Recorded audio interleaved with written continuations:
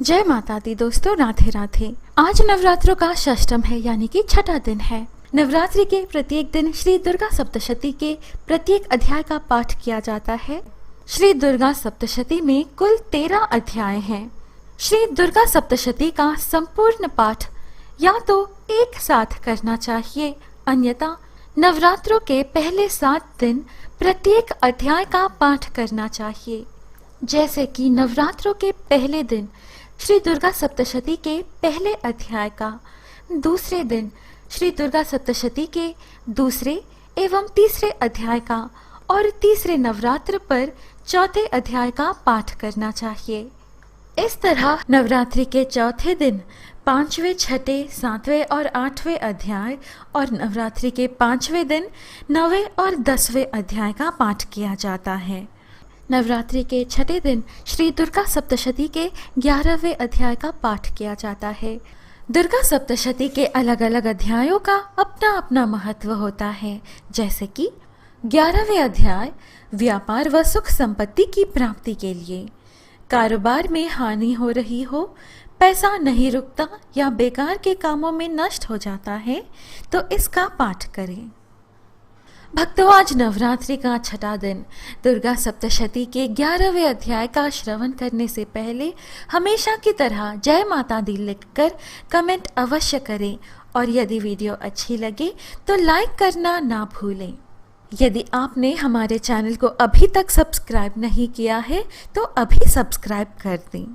कहिए जय माता दी, लिखिए जय माता दी। देवताओं का देवी की स्तुति करना और देवी का देवताओं को वरदान देना। आइए सुने।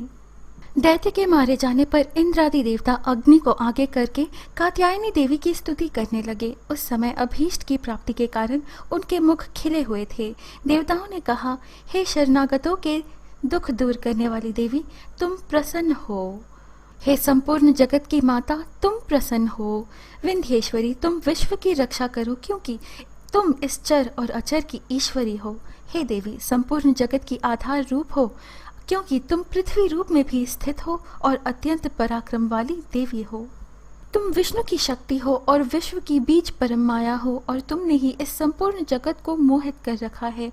तुम्हारे प्रसन्न होने पर ही यह पृथ्वी मोक्ष को प्राप्त होती है। हे देवी, संपूर्ण विद्याएं तुम्हारे ही भिन्न भिन्न स्वरूप है। इस जगत में जितनी स्त्रियां हैं वह सब तुम्हारी ही मूर्तियां हैं। एकमात्र तुमने ही इस जगत को व्याप्त कर रखा है।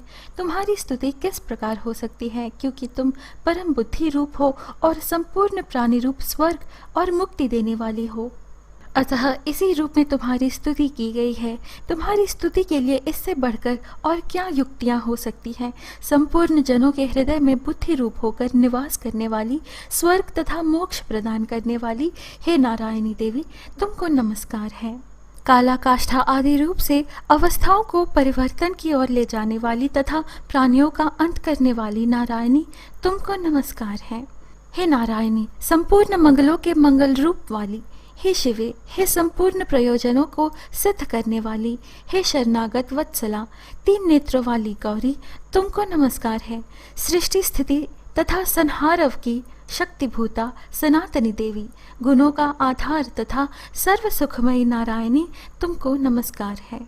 हे शरण में आए हुए शरणागतों, दीन दुखियों की रक्षा में तत्पर, संपूर्ण पीड़ाओं को हरने वाली हे नारायणी, तुमको नमस्कार है। हे नारायणी, तुम ब्रह्मानी का रूप धारण करके हंसों से जुते हुए विमान पर बैठती हो तथा कुश से अभिमंत्रित जल छिड़कती रहती हो, तुम्हें नमस्कार है। माहेश्वरी रूप से त्रिशूल, चंद्रमा और सर्पों को धारण करने वाली हे महावृषभ वाहन वाली नारायणी, तुम्हें नमस्कार है। मोरों तथा मुक्कुटों से घिरी रहने वाली, महाशक्ति को धारण करने वाली हे कौमारी रूप धारिणी निष्पाप नारायणी, तुम्हें नमस्कार है।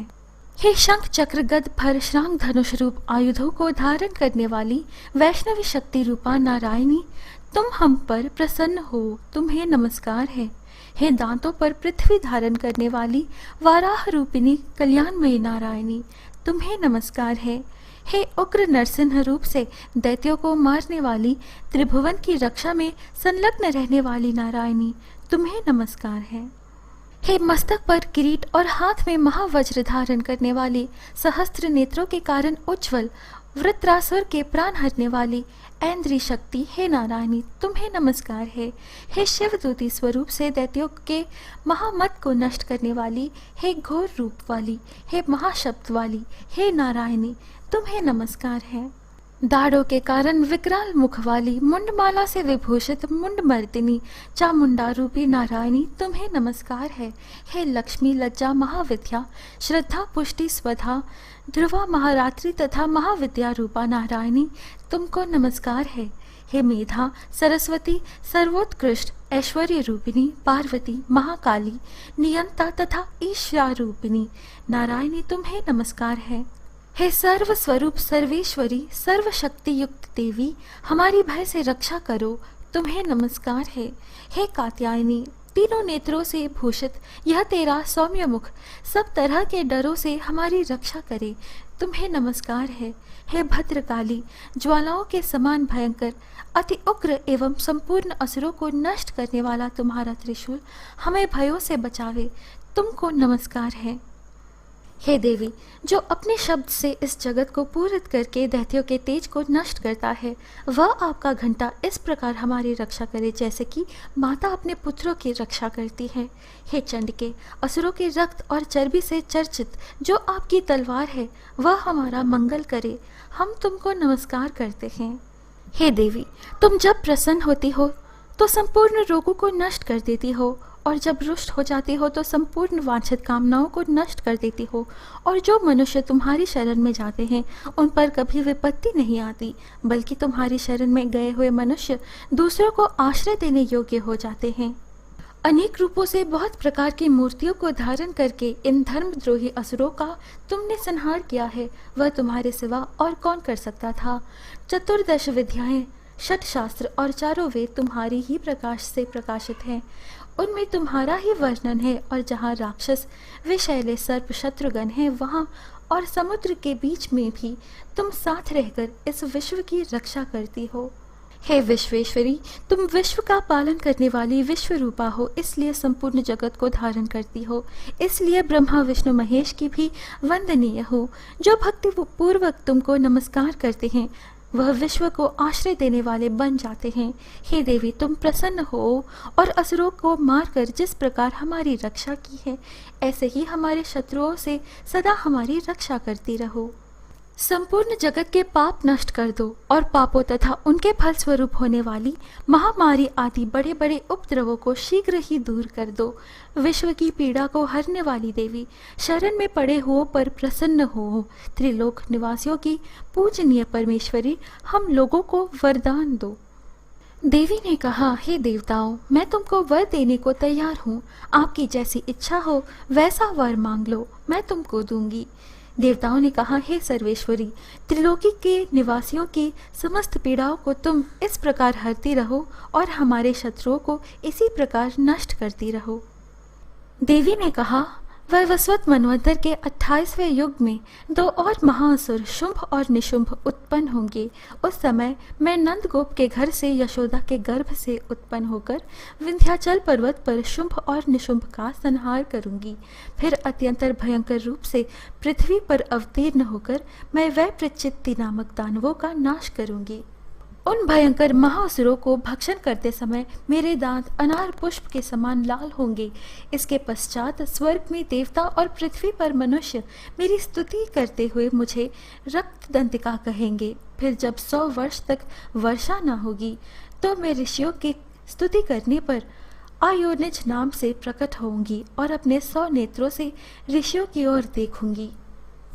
अतः मनुष्य शताक्षी नाम से मेरा कीर्तन करेंगे। उसी समय मैं अपने शरीर से उत्पन्न हुए प्राणों की रक्षा करने वाले शाकों द्वारा सब प्राणियों का पालन करूंगी और तब इस पृथ्वी पर शाकंभरी के नाम से विख्यात होंगी और इसी अवतार में मैं दुर्ग नामक महाअसुर का वध करूंगी और इससे मैं दुर्गा देवी के नाम से प्रसिद्ध होंगी।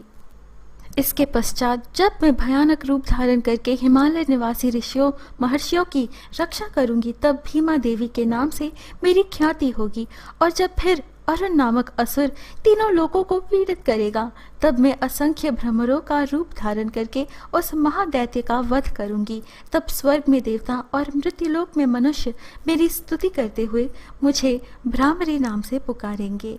इस प्रकार जब जब पृथ्वी राक्षसों से पीड़ित होगी, तब तब मैं अवतरित होकर शत्रुओं का नाश करूंगी। भक्तों, इस प्रकार दुर्गा सप्तशती का 11वां अध्याय संपूर्ण होता है। आशा है आपको आज की हमारी यह प्रस्तुति अच्छी लगी। जय माता दी लिखकर इस वीडियो को लाइक करना ना भूलें। नवदुर्गा की कथाएं, दुर्गा सप्तशती के अन्य अध्याय और आध्यात्मिक वीडियोस पाने के लिए कृपया हमारे YouTube चैनल पवित्र वचन को सब्सक्राइब करिएगा। अभी मुझे अनुमति दीजिए, फिर मिलेंगे अगली वीडियो में। जय माता दी।